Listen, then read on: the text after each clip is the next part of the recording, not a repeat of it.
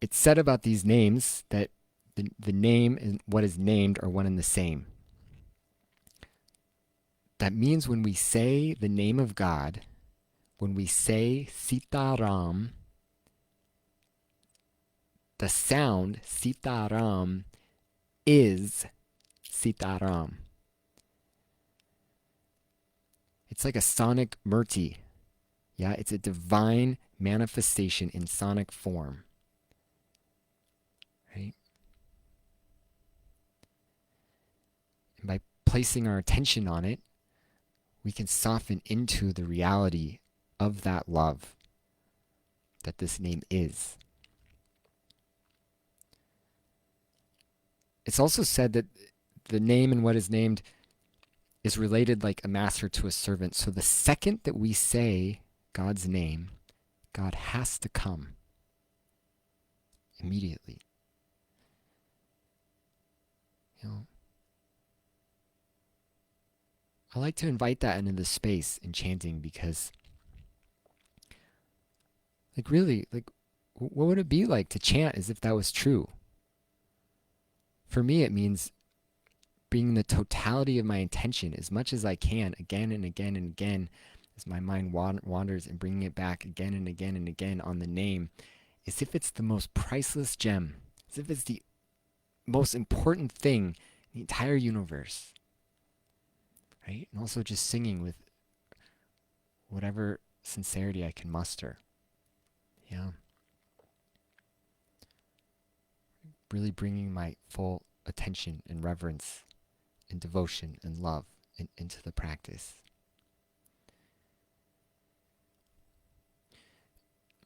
It's true that the teachings say that everything is a manifestation of God. And that's actually the place that Hanuman exists in. Right now I'm directly looking at Hanuman.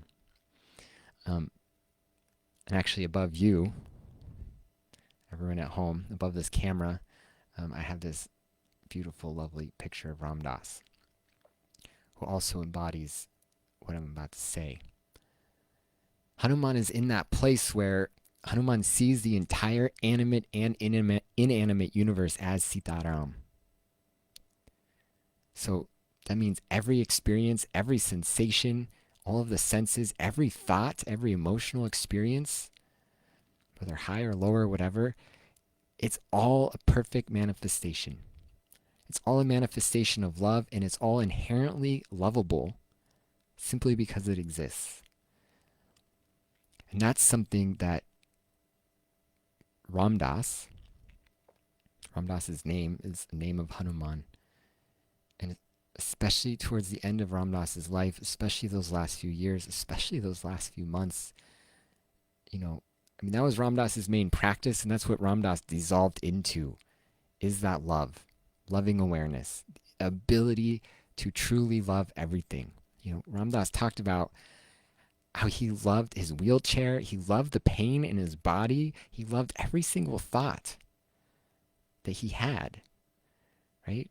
All of it was a manifestation of God. No part was left out of that devotional heart of his, that heart of loving awareness. It was all a part of it. Yeah. So the name, as being a perfect form, it serves as a reminder that it's all God. Yeah? Recently, Kripa, we did a retreat with Durga Steph in Mexico with her community down there. And the whole aim of the retreat, we developed the whole retreat for us to all as a group of 40 of us, to practice essentially Ram Dass's core practice of loving everything. And we use the mantra as the anchor, right? The mantra to serve to remind us, this perfect form of God, to remind us that whatever was coming in our experience was also a perfect manifestation of God.